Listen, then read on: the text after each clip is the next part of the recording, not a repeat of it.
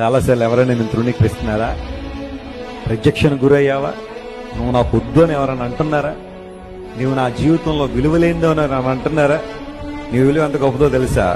యేసయ్య నీ కోసం తన ప్రాణం ఇచ్చేసాడు ఆయన. Hallelujah. He has given his life for you. వాళ్ళెవరో నువ్వు విలువలేని దానివంటే నువ్వు విలువలేని దానివి అయిపోతావా?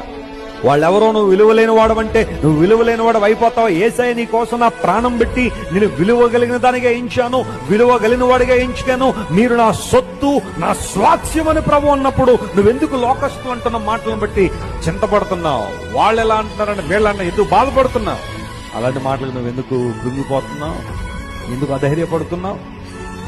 లే, ప్రభు నిన్ను నిలబెట్టాలని కోరుతున్నాడు. నీ చింత యావత్తు, నీ కన్సర్న్స్ అన్ని ప్రభు మీద ప్రార్థనా విజ్ఞాపనముల చేత దేవునికి కృతజ్ఞతాపూర్వకంగానే విన్నపములు తెలియచేయి. ప్రభుని లేవనెత్తడానికి ఇష్టపడుతున్నాడు ఆయన.